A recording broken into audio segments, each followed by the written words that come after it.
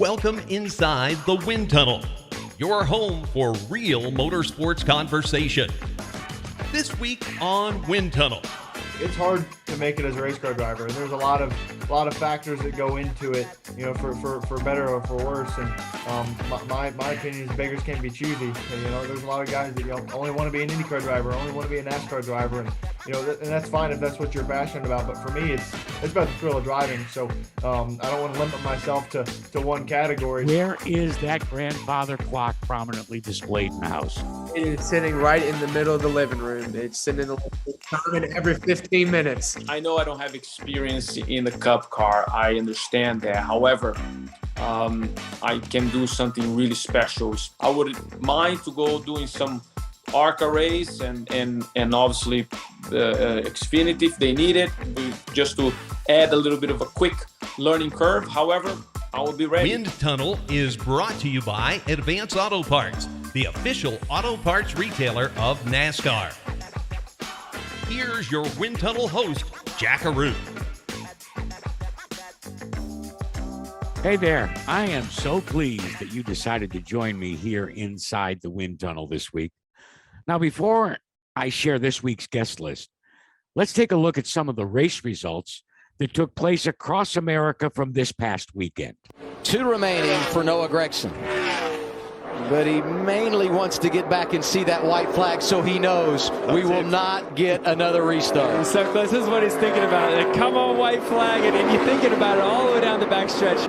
115 laps out front for Noah Gragson. So good to begin the year, but he's yet to capture the checkered flag. Today, he's going to dust him in the desert. Noah Gragson, the man at Phoenix. Checker flag. Hell yeah, Noah Gragson. That's the way Noah Gragson took down the Xfinity Series victory in the United Rentals 200 at the 1 mile Phoenix Raceway. It's been great to be able to come out here and start the season off, you know, finishing races last year. You know, we kind of caught ourselves in a hole. Any race being finished this year is a plus, and then the way we're doing it, you know, collecting a lot of points throughout the stages and finishing within the top 3. It's been a great start to the season. On Sunday, NASCAR's Cup Series took it right down to the wire in the Ruoff Mortgage 500. Into turn 3 for the final time. Driving for his boyhood idol, Tony Stewart, Chase Briscoe becomes the 200th winner in the history of the NASCAR Cup Series. It's unbelievable. I was crying the whole last lap. I mean, this is definitely a team win, but just I got to thank everybody that's got me to this point. You know, 7 years ago, I was sleeping on couches, volunteering at race shops, and was literally driving home to give up. And Briggs Cunningham and Carrie Scher and Beth Cunningham gave me an opportunity, and it's led to this. So unbelievable. So blessed to be, you know, driving at the organization of the team and the car that was my hero growing up. So Storm shuttered most of the East Coast NASCAR Advanced Auto Parts Weekly Series weekend action. But over on the West Coast, Irwindale Speedway saw Nash Youngren grab the late model 50-lapper, while over at Tucson Speedway, Dylan Jones took the super late model honors. I am calling this week's episode Tubas, X-Games and Trophies, Grandfather Clocks and Fried Baloney, Borg Warner Immortality, and Rolex watches. NASCAR Cup rookie and Daytona 500 champion Austin Cindric checks in and explains the role that the tuba played in his childhood. Now, he didn't fare very well this past weekend in Phoenix, as his Team Penske Mustang was credited with a disappointing 24th place in the final order. But despite that, he and I do discuss his goals, immediate and long-term this season, driving for the captain, Roger Penske. This week's Advanced Auto Parts Victory Lap will introduce you to a driver named Landon Pembleton, who mixes algebra in high school with trips to victory lane in late model competition. In fact, he captured one of late model racing's most prestigious races, the ValleyDale 300, last fall at the Martinsville Speedway as a 16-year-old rookie. Landon is ready to continue his late model career, but he's also getting some valuable ARCA experience this season, wheeling a Venturini Motorsports Toyota in a handful of selected races. And finally, four-time Indy 500 champion Helio Castroneves drops in and explains why life begins at 45 or 46. Spider-Man will not only address his return full-time to the IndyCar circuit, but he also reveals his burning desire, now get this, to drive in the 2023 Daytona 500. So tighten those belts and get set. Wind tunnel is cranked up and ready to go. This week's guests are waiting in the wings, and you'll meet them coming up after the break. First up this week,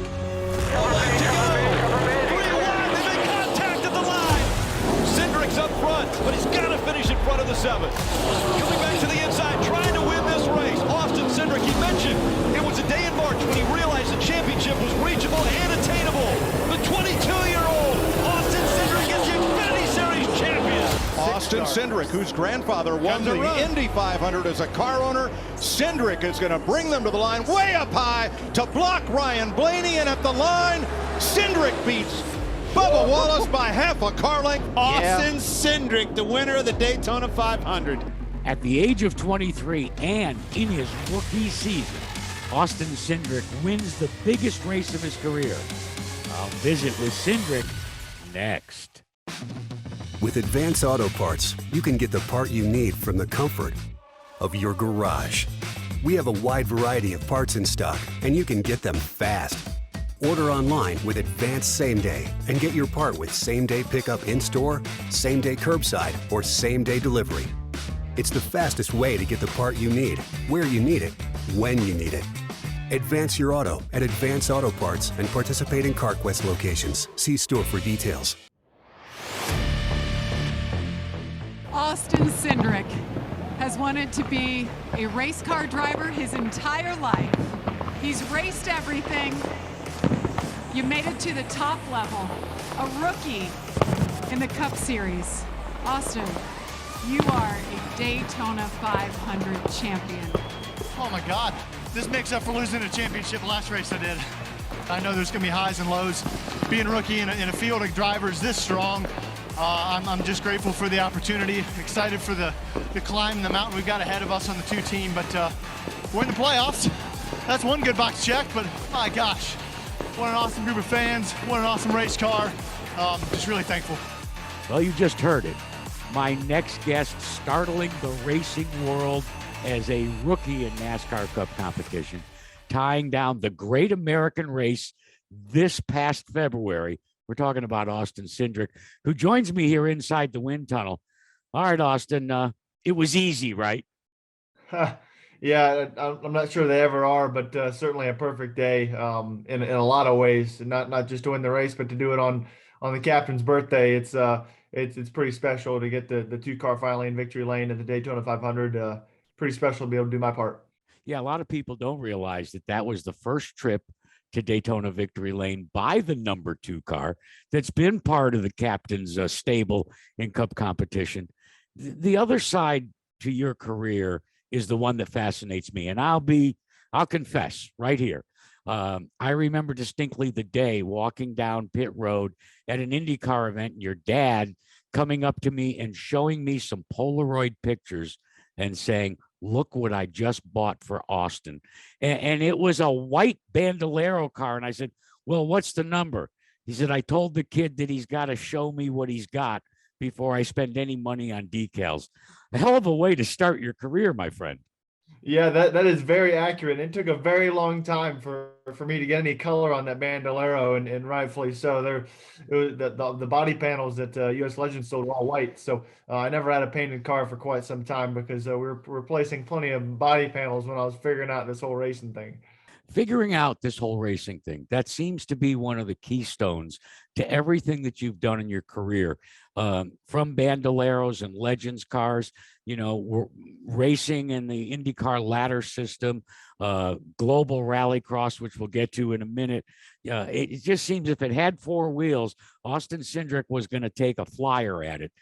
How, with all of that education, starting with your road racing school, how did it all lead you to a career in NASCAR, and why? Yeah, I think for me, I've had enough perspective throughout my life, and from my parents or friends that I grew up with, or teammates, co-drivers, to know that it's hard to make it as a race car driver, and there's a lot of factors that go into it, for better or for worse. And my opinion is beggars can't be choosy. There's a lot of guys that only want to be an IndyCar driver, only want to be a NASCAR driver, and and that's fine if that's what you're passionate about. But for me, it's about the thrill of driving. So I don't want to limit myself to one category. So if I had an opportunity to go, like you said, we go run an open wheel car or a rallycross car, or run the 24 hours of Daytona, those are all the things that I'll go do this, I'll go do that. And for a while, it's probably hard to tell what my focus was, and it wasn't really till I got tied up with Ford racing in IMSA, with Multimatic in the Continental Tire Series, which is now Michelin Pilot Challenge.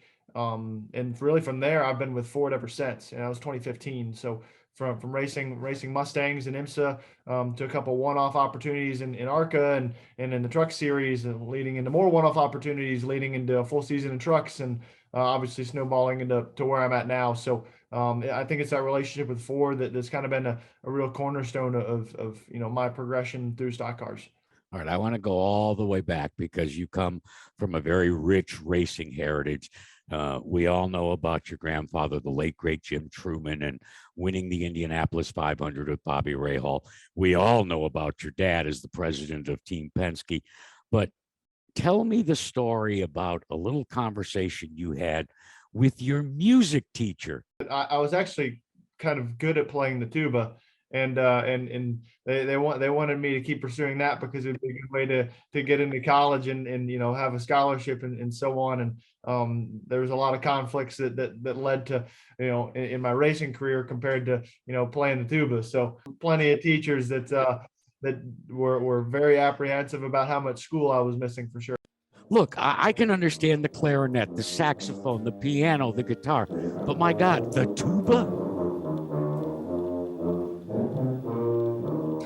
Well, here's the deal, and I think personality-wise, the instrument probably makes sense for me. But when in fifth grade, when you had the opportunity to go do band class, they're like, "Oh, these are all the instruments," and they'll have like some upperclassmen. You're like, Jack will play the saxophone for you. Tom will play the trumpet, and this is the drums and percussion and the flute and everything else. And like, which one do you like? You kind of have a field day of every instrument and what they are and what you wanted to play. And of course, about half of us all wanted to play the trumpet, and the band teacher's like, "Well, you can't just have 20 trumpet players. Like, that's not a band." And it's like nobody wanted to play anything but the trumpet or the saxophone or the clarinet. And they're like, "We need some bass." And like, "Does anybody want to play this?" I'm like, "I'll do it." Like, I'll try it out. Like, I've never been afraid of being different. And so I obviously kind of went down that path and really enjoyed it. And I'm a big fan of live music. And I think a lot of that's because of doing band class stuff, but no shame in it also, by the way. So, but I did that from, fifth grade all the way up until I graduated high school in 12th grade. Austin, before I move forward and talk about the effect upon a rookie winning the biggest race in NASCAR, you said you've never been afraid to do or try anything. Did that come into play when you decided to become an X-Games competitor in global rallycross? Well, the crazy thing about that is that I did X-Games, and that was my first rallycross race. Mitchell de Jong takes the victory here in the Rallycross Lights at X-Games Austin. Second place goes to Kevin Eriksson, and third place is going to be going to Austin Cindric. He gets on the podium in third position. What a great drive. That was a really cool experience on a couple of levels. Obviously, they don't do the Rallycross and X-Games anymore, unfortunately. But I did get the bronze medal. It was a really cool experience. But when my brother and I were growing up, especially my older brothers, like way into like skateboarding, that was the time, like early 2000s, like Tony Hawk was really big. All those guys, Bam Margera and Ryan Schechter and these guys. And my brother really loved it. And so naturally, being the little brother, I also liked what he liked. And so we followed the X Games. We had all the Tony Hawk video games. And when I got to be an X Games athlete as a driver, I got an athlete support person, usually for the other guys, it's their managers or whoever. So my older brother was my athlete support. So he got to go to the athlete lounge and hang out with all these guys. But after the race was over, it was held at Circuit of the Americas, the whole facility. It had all the skate ramps and everything. All the skate ramps were on the front straightaway, and the bike stuff was in the infield, and the rallycross stuff was, in the, I think it was 11, 10, and 12 section of the racetrack. Anyway, when the race was over, they had like a jumbotron, and they had people come interview the podium finishers. Obviously, I got the bronze medal, but they didn't allow any of the team people in because it was just such a fast show. And there was a couple PR people from the series that kind of came in and did everything. And I'm kind of just standing by the car. They give us a guitar. I got a medal, which was also a belt buckle, which was really cool. I don't have it in my office, or I'd show you. But I turn around and my brother's standing right behind me. He jumped like 3 fences, and like he was the only person who wasn't part of the series or working the event that like he just got over and like high-fived me like, Tanner, what are you doing here? He's like, oh, I want to come see you. I'm like, I guess it's that easy. So it was cool to share that together. And he's been a big supporter of mine. He lives in Norway now, and he figures out every weekend on how to watch the races. I talked to him Victory Lane after winning the 500, and he's got a bunch of buddies, and they go party and go crazy whenever I win races. So it's a lot of fun. It's cool to share that relationship. I'm not at all surprised by that story because, as I said, it doesn't seem as if any sort of hindrance is going to affect the Cindric family's pursuit of what they're going after. Conventional wisdom would say, being the second youngest and in your rookie season, to win the biggest race of the year could be either a good thing or a negative thing, and yet you back it up with a pole position at the next race in California. But what caught my ear and my attention, Austin, was the conversation that you had with your team just before the start of the race, when you outlined that yet again, this is an opportunity for me to acquire data points to hone my racecraft. It doesn't seem as if winning, even though it punches your ticket into the playoffs, is going to deter you from one of the most important, I think, things that you've used in your career, and that's to gather knowledge to make you better. Yeah, I mean, that, in my opinion, that's my job, especially with all the differences with the next gen car and, being against a whole new different group of competitors, working with new people and new team members. There's a lot of newness for me this season, and to be able to make a lot of that normal, even like I'll use Vegas for an example, go out for practice and the car's loose, and, it's not that it's, physical to drive, one lap, it's physical to drive 400 miles, but, after 2 laps, my right butt cheek is like locked up. It's on fire because my body, like the muscle memory for this car I'm not used to that. So like my body doesn't know really where it is. And you're trying to figure out and understand like, okay, what's actually, when am I actually in danger? Your body, reacts to those things, subconsciously. And, perfect example, like I was a little bit loose, but like the car isn't as yawed out anymore as some of the old cars. So you don't have the same sensation. So you're looking for things to key off of, and even things like that are going to be new for a lot of guys, throughout the year. And, add on top of that, all of the things that are going to be new for me, just being a rookie in the Cup Series. So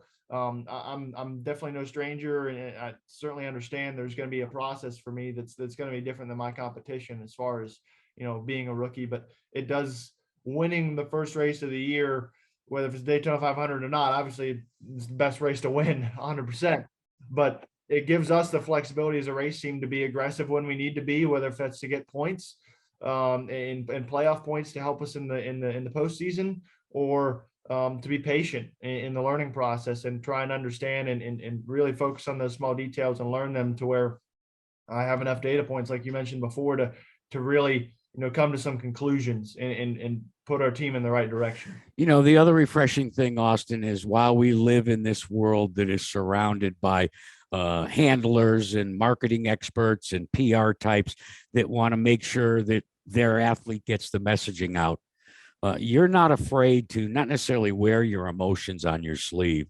but allow yourself to distill all of that messaging through a commitment to honesty. I think of the one case was at Bristol, where first they're booing you and then they're cheering you. I thought we had a really great battle all season long up to this point. So congratulations to Colleague and AJ. Those guys didn't want us to win really bad, and I hate that it completely destroyed our Menards Richmond Ford Mustang.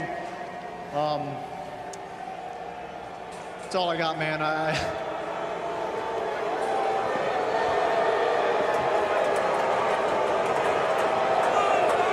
Sorry to everybody else that got involved in that wreck as well. That was really unfortunate.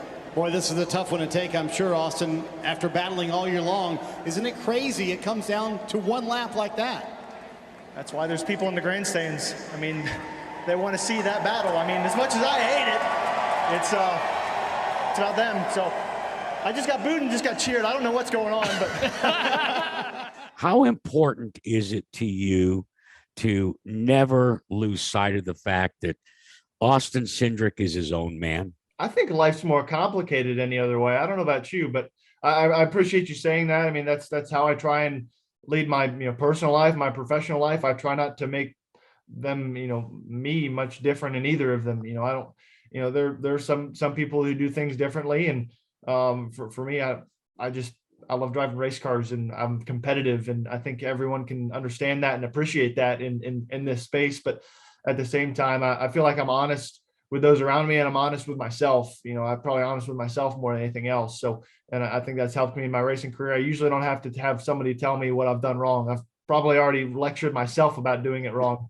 But nonetheless, I appreciate that, because I really enjoy it that way, because I don't have to really think about anything else, and it makes me focusing on my job certainly a lot easier if I'm just being myself every day. You still got a tuba? I do. Haven't played it in quite a while. All right. Well, we're looking forward to that. Maybe the next time you visit, you can break it out and you can give us a little rendition of Oop Ba Ba, Oop Ba Ba. Listen, it's been a real treat. Best wishes for the 2022 campaign. And I'm sure we're going to gather together here inside the wind tunnel often, not only this year, but in years to come. Austin, have a great day, and thanks so much for joining me. Awesome, Jack. Appreciate you having me.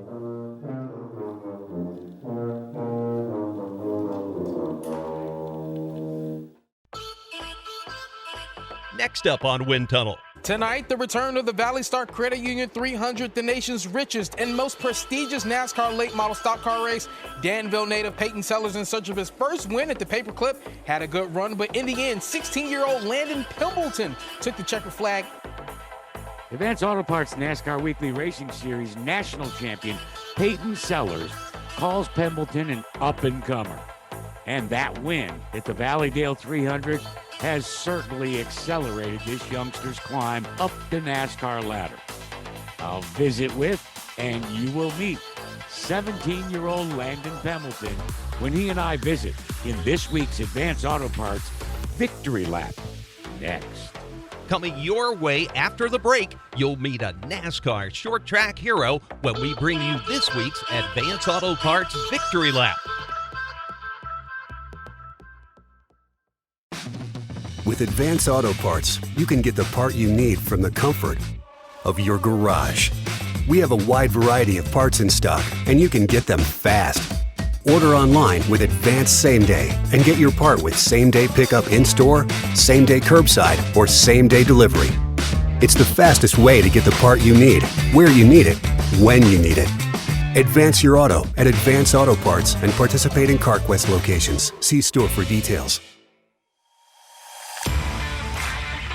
Man, this is for all those guys. There's a ton of them out there that are like me, that have won here and all these great short tracks around here.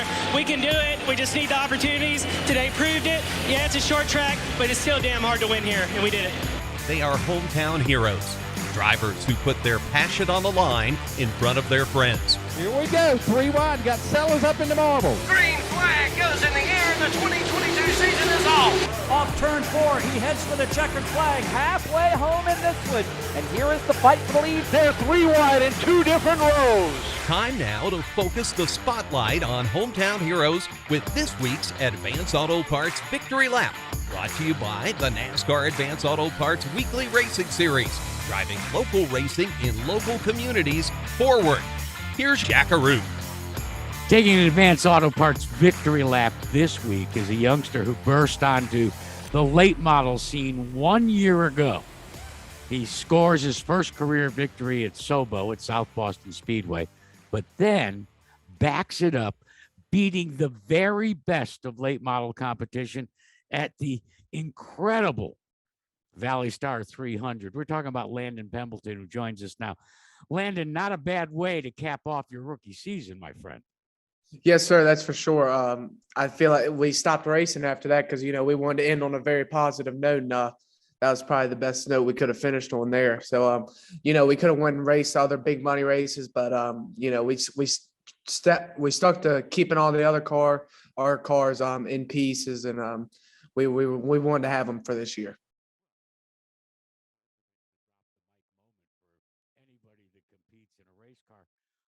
But it also has led to a terrific opportunity. 4 races scheduled for you in the ARCA Menard Series, with arguably the first chair in ARCA Menard's competition for so many years. Good friend of mine, Venturini Motorsports. What was that like when you got the call from Billy Venturini? I was very shocked. It's definitely going to be a big opportunity for me and my family, and it's definitely something I need to take advantage of. We need to put the results up, and hopefully, we can move on up, keep on moving. But it's going to be all about results, and we just got to do the best I can. When I listen to you, Landon, I can see the effect that your pop has had on you, and tempering your expectations without settling for less than the very best. Your dad was a champion in his own right. Now, maybe it was in a limited sportsman, but that night back at Sobo in the beginning of August, when you captured that checkered flag at the very same place that your father, Brian, had captured a limited late model championship a couple of years ago, how did that make you feel? It was definitely a big deal for me. Watching my dad growing up. I was very small when I first started watching him. I remember him winning his championship in 2009. It's been a very long time, but it was definitely something to relive at that point in time. And it was for me, it was very, very special. I want to circle back to your relationship with the Sellers family. As Peyton has shared with us here on the wind tunnel before, his little side hustle is helping with youngsters like you begin to climb up the ladder and pursue their dreams. And just recently, he said to me, Jack, Landon is the real deal and has a bright future ahead of him. What is some of the best guidance that you've received, not only from Peyton, but also from his entire family, as you enter into your second year of late model competition? They've definitely done a lot for me between him and HC. And Mr. Sellers, they've done a lot for me. Between HC and Peyton, they've taught me a ton. Peyton has taught me about the car, more on the driving side, and HC's just helped me all the way through with everything. And they've definitely been a big help for me. Want to go back to that wonderful night back in the fall. You'd never been to Martinsville Speedway before. There were just, so many race cars. Qualifying for the race itself is an accomplishment for a rookie. When did you actually begin to believe, at what point in that 300 lapper, hey, I could win this sucker? I knew we had a very strong car from practice day. We were very, very good. We were way down the charts, though. We didn't really have any tires to go with. We were on some really old stuff, and I knew my car was really good. It was handling to the best it could, and went out there for qualifying, and we were actually on top of the board there for a long time, and we ended up 4th.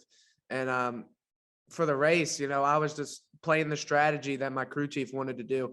We pitted at lap 75, and we ended up setting sail from there. We got the lead, and we just set sail. And I didn't really think I was going to win it. I still don't believe that I won it, to be honest with you, because it's just such a big deal. But it's starting to, that clock's really starting chiming, and it's reminding me every day that I've won it. Yeah, one of the traditions at Martinsville Speedway, regardless of the division, is the winner of their big races receives a grandfather clock from the Ridgeway Clock Company. So you saying it's chiming. I want to know, you're not old enough to be living anywhere but under the roof of your parents. So where is that grandfather clock prominently displayed in the house? It is sitting right in the middle of the living room. It's sitting every 15 minutes. So what have you got planned? 4 Venturini Motorsports starts in the ARCA series. That will not really fill a 2022 campaign for a youngster like you. What else have you got planned?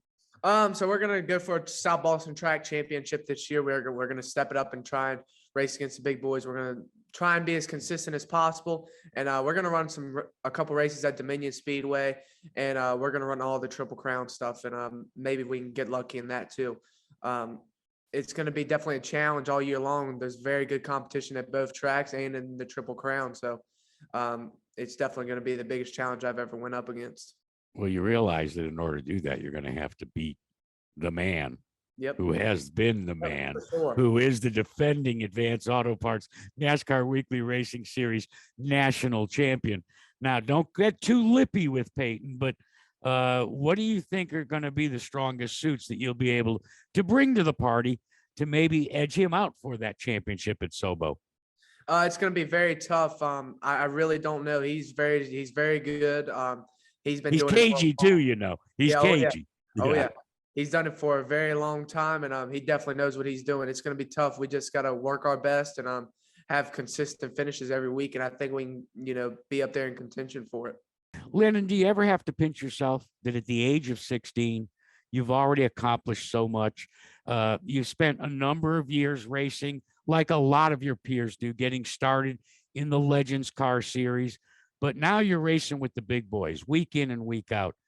Do you ever have to just kind of remind yourself that, hey, I'm 16 years old and I've already won the biggest race in the late model series, and I'm on my way to chasing for a track title? Yeah, for sure. I have to remind myself every day that I'm just starting. I'm getting going now. To say I'm just starting and have a clock, it's pretty. I really don't believe it. I don't believe it really. But I have strong hopes for this year. I definitely think we can run very, very in contention. We're going to be racing against the same guys we did last year, maybe a couple more people coming in. These guys, they all race clean. They're very strong. They're all fast, and it's going to be a big challenge. I assume you still go to high school, right? Yes, sir, for sure. So what was it like walking into high school during the free period, getting your books out of the locker, and realizing the Monday after Martinsville that you were a Martinsville champion, but you still had to go to that first class when the bell rang? I didn't really want to go to school, to be honest with you, because I was still living that dream up that we won Martinsville. But everyone was proud of me there. Everyone knew that Martinsville, it's a cup track, and they knew the name of it, and they were all very happy for me. Ultimately, I have to assume you want to go back to Martinsville, not for the ValleyDale 300, which I'm sure you will go to defend your title in 2022, but to be able to go there and compete at the NASCAR Cup level. Have you set a timetable for yourself, my friend? No, not really. I'm just going to start working at it as much as I can. It's something that I hope can happen. If it doesn't, we're just going to stick to racing late models. I'm just looking at it. If we can get there, we can. But it's going to be tough. It's a very long path to get there. One of the things that I have always tried to impart to my listeners is, yes, you can be a fan of motorsports. I am, you are, your dad is, Peyton is, and watch our heroes compete at the very highest level. But that's one way to go about it. But the other side of the coin is the incredible passion that is experienced by drivers that actually put everything on the line Fridays, Saturdays, Sundays at their local short track because they do it in front of their friends and their family. Can you help my listeners better understand how that can fuel the passion of a young man like you? Oh, it's great seeing all my friends and family coming out. Every one of the people that are at South Boston and Dominion. South Boston's always packed with people, and it drives every single one of us out in the field. We want to see those people there. COVID hit, it brought the numbers down a little bit, but for the July 4th race last year, there was so many people, and it was awesome to see after, COVID and everything. But it's just awesome to have people watching, and I always want to see those grandstands full. You're a big strapping young man. So my question to you is, after a good run, how many fried bologna sandwiches do you go after? I usually don't eat a whole lot at the racetrack. I usually keep it to myself. I don't eat a whole lot. I'll eat here and there, maybe a hamburger or two, but that's it. I usually don't eat a lot just to keep intact with everything and make sure I'm fueled up. Oh, come on. You've had to have a famous South Boston fried bologna sandwich, maybe when you were growing up watching your pop out there.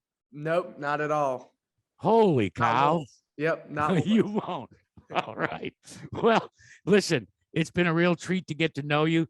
Thanks so much for taking a victory lap here inside of the wind tunnel. And I got a sneaky suspicion we're going to be visiting with you many, many times over the course of the next couple of years. Good luck with your run with my good friend, as I say, Billy Venturini. He and I go back all the way to when he was wheeling cars in ARCA. And I have no doubt that you'll be able to continue your rise up the ladder. And I appreciate your visiting with us today. I appreciate it, man. We're just going to keep digging at it, and hopefully we can keep on moving on up. You've been listening to the Advance Auto Parts Victory Lap, brought to you by the NASCAR Advance Auto Parts Weekly Racing Series, driving local racing in local communities forward.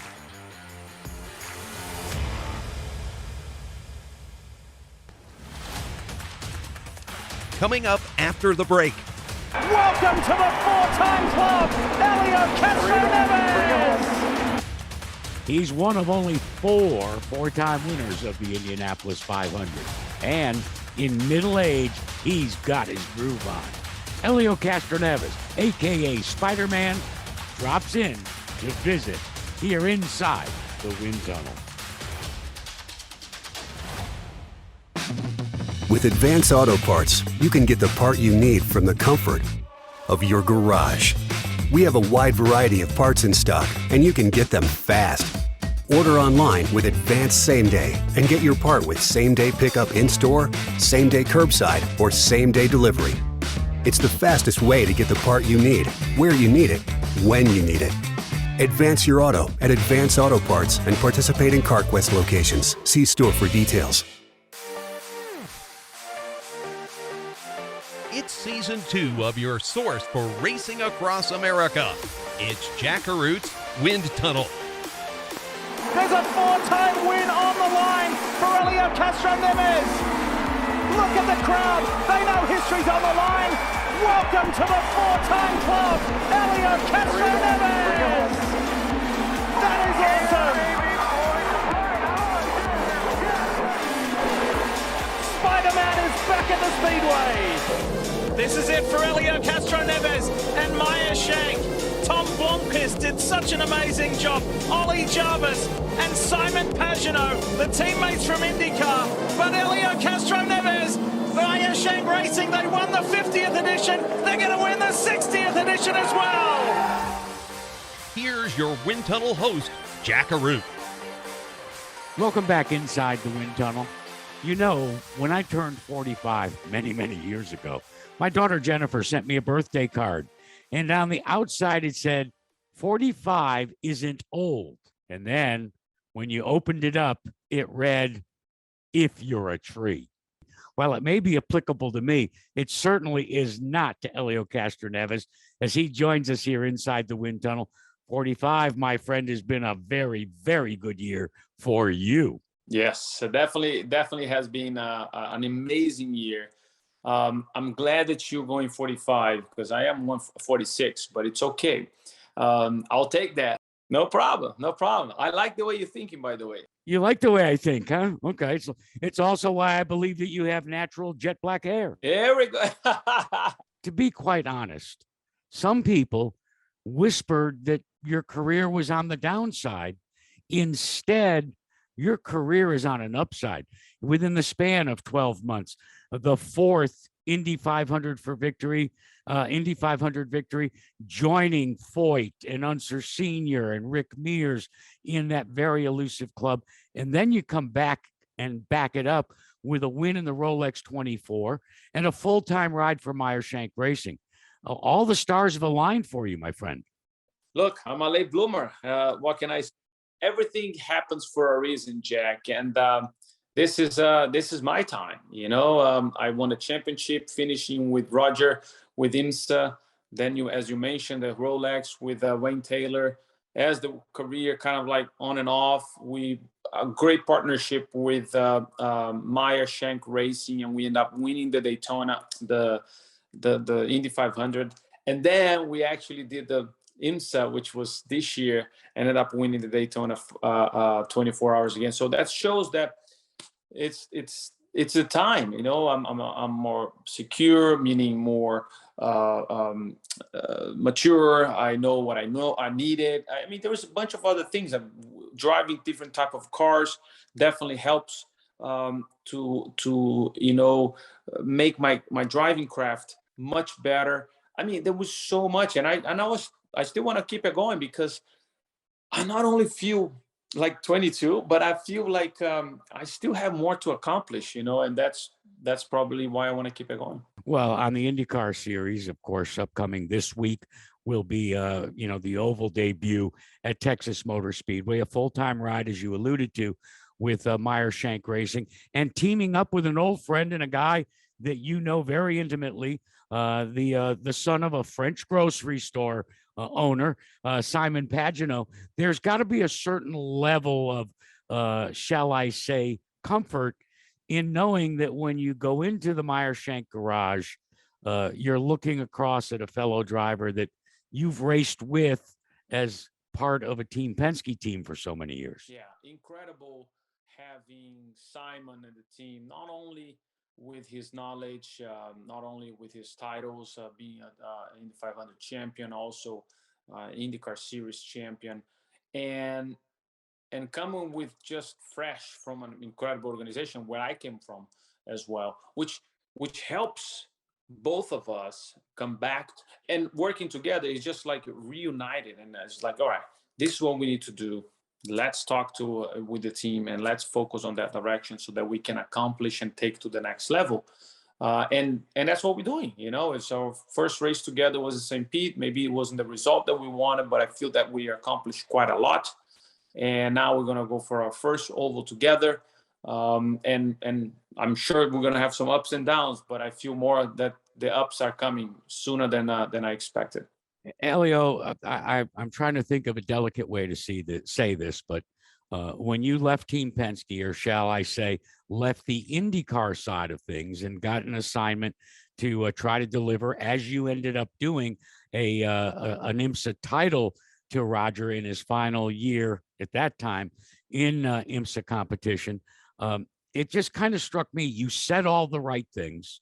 You had a smile on your face, but you weren't ready to hang up your IndyCar career. How difficult was it to bide your time and look for the right opportunity to return? Look, as you mentioned, the partnership between me and Penske was absolutely incredible. It was an era. All these things that I'm accomplished after Penske, it's because of them. We were able to work together.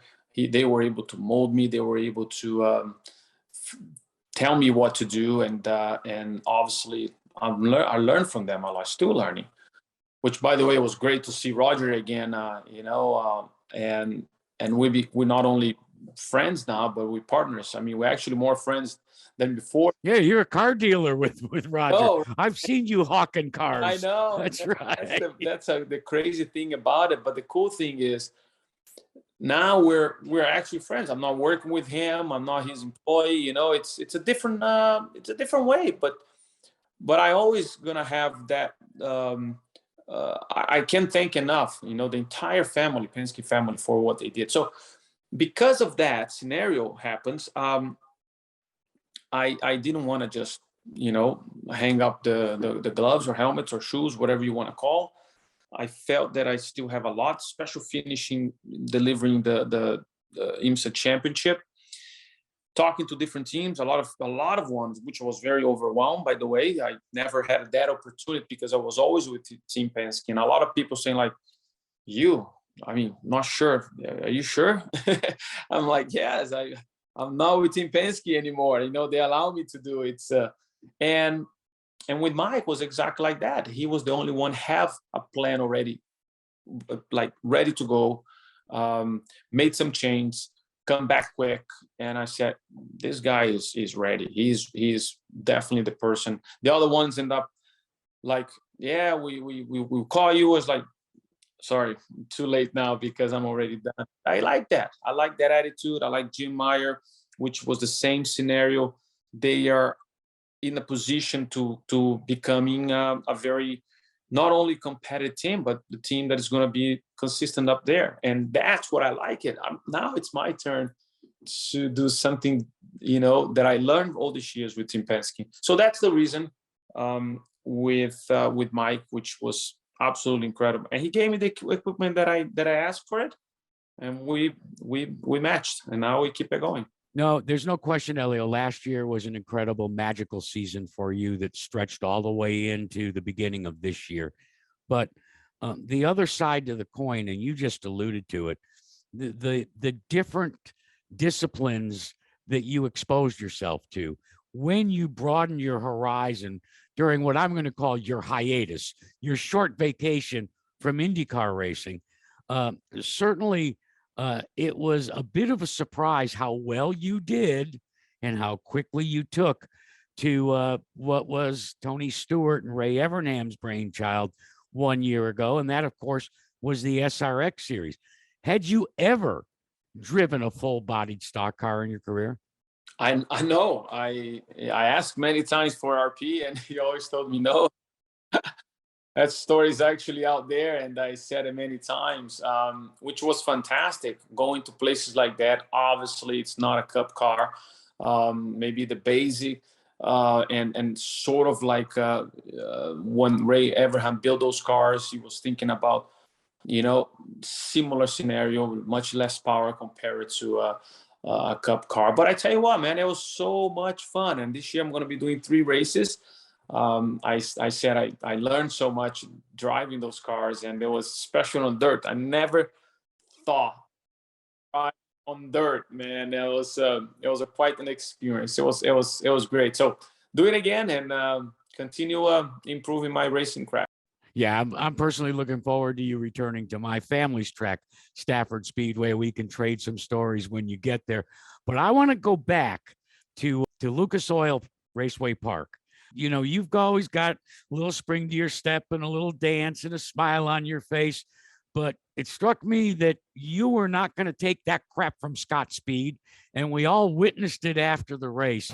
This just happened. Fireworks at the racetrack. Elio Castroneves and Scott Speed getting into it. They're talking to each other, getting a bit heated. What I can tell you we saw right after this was Elio walking fast, very briskly, walking away. You put the helmet on, you want to win, right? You want to go for it, and yes, there is nothing wrong with bumping and rubbing, which I'm fine with it. I didn't feel there was what he did out there, especially because he was leading the race and lost the lead. I saw everything happens, and when he hit me so hard that I hit my helmet. I mean, my helmet came off, in a different position. I had to compose it because it was so hard. Like with 1 lap to go, he was just savage. Whatever he was thinking. But anyway, and I felt really, really upset about it because this is not the type of racing that nobody wants to go. Nobody's there to get hurt. Everybody's there to have fun and respect each other, obviously. So I can see that's not the type of a guy that likes to do that. So if we have to race against with each other, I know how to handle that guy. Listen, don't cross the old man, okay? Just don't cross the old man. Don't step on my toe, my silver fox toes, man. Elio, the other side to the issue is that you have legions of fans that have celebrated you and the way you go about your life journey outside the cockpit of a race car. For me, it's been personally just so fascinating. From the year as a rookie, you showed up wide-eyed at the Indianapolis Motor Speedway with Roger, all the way through your triumph 1 year ago in the Indy 500. And yet those fans have never been given the opportunity the way I and others inside have to watch the way you dial it out when it's time to get in the cockpit of the race car. A guy you know very well, Rick Mears, once told me, he said, look, the beauty of being a race car driver is, yes, you can be one way outside the race car, but when you put that helmet on and you flip down that visor, you've got to become selfish. You've got to be self-centered. And it strikes me that you have an incredible capacity to do exactly that and focus on the task at hand. I love when you quote Rick Mears, because he is my hero, and every time he says something, I love it, and that's one of the reasons. He is right. You got a job to do, and your job is what you love, and you want to achieve those goals that you're representing so many people. So I like to be working in a great environment. I don't want to go to a place that I don't like to be, or I don't feel comfortable. And that's why I feel that when you're around the mechanics and around the teammates and sponsors, everybody's there to have a good time, right? Even though the mechanics are doing their job, but we're a team. We win as a team, we lose as a team, so we got to get going. But I'm the one representing them. So yes, he is absolutely right. I feel that closing that visor is my shield to go to a big battle, and I'm ready to make it happen. Well, let me add a little accuracy to what he actually told me. He says, Jack, when I flip that visor, I am entitled and do become a stark raving lunatic. Well, I'm not. No. Okay. I like it. You like it? Well, you can incorporate that. Yeah. Listen, it's always such a pleasure to visit with you. Last time you and I were chatting, you had mentioned just briefly that on your bucket list, hey, you would love the opportunity to race in the Daytona 500. Okay, Mr. Castroneves, I am giving you the floor. You have as much time as you want to give the elevator pitch to a potential NASCAR Cup team to hire Helio Castroneves to race in next season's Daytona 500. Have at it, my friend. It's so funny you mentioned that. As at the Hall of Fame, I was sitting right beside Jack Roush, and it's like, hey, nice to meet you. By the way, it wouldn't be nice for me to drive for you next year, the Daytona 500. I was already picked. Well, what did he say? He's like, yeah, we should look into it. It's like, yeah, well, let's talk to Brad. I know Brad very well. I think it would be great to add another car, right? Look, I know I don't have experience in the Cup car. I understand that. However, I can do something really special in a place that it's being special to me. Race car is a race car. Yes, you can catch it, you can learn it. I wouldn't mind to go doing some ARCA race and obviously Xfinity if they need it, just to add a little bit of a quick learning curve. However, I will be ready. I know how to go around. I run in IMSA, run in IndyCar. It would be a great experience to try something like that, and I'm sure I won't disappoint it. Hopefully we just started the movement. Hashtag get Helio to Daytona. Always a pleasure, my friend. Enjoy Texas coming up this weekend. Hope you have some big time success all season long with Meyershank Racing. And when you get that ride in the Daytona 500, we'll break the news right here on Wind Tunnel. How about that? Perfect, Jack. Thank you so much. Thanks, Helio. You be well. I'll put a lid on this week next. With Advance Auto Parts, you can get the part you need from the comfort of your garage. We have a wide variety of parts in stock, and you can get them fast. Order online with Advance Same Day and get your part with same-day pickup in-store, same-day curbside, or same-day delivery. It's the fastest way to get the part you need, where you need it, when you need it. Advance your auto at Advance Auto Parts and participating CarQuest locations. See store for details. My thanks to my guests, Austin Cindric, Landon Pembleton, and Helio Castroneves for dropping in this week. And as always, my special thanks to you as well. Your support is always much appreciated. This weekend, NASCAR tackles the newly configured and super speedway fast Atlanta Motor Speedway. IndyCars run their first oval race at the Texas Motor Speedway, and IMSA is in action in Central Florida for their annual running of the 12 Hours of Sebring. Not to mention more and more Advance Auto Parts Weekly Series tracks getting their 2022 campaigns underway. One thing that you can count on, we'll have it all covered in next week's episode of Wind Tunnel. You've been listening to Jack Arute's Wind Tunnel. Wind Tunnel is brought to you by Advance Auto Parts, the official auto parts retailer of NASCAR. Follow us on our social media, Twitter, Instagram, Facebook, and LinkedIn. And be sure to subscribe to Wind Tunnel's YouTube channel, where you'll discover bonus content.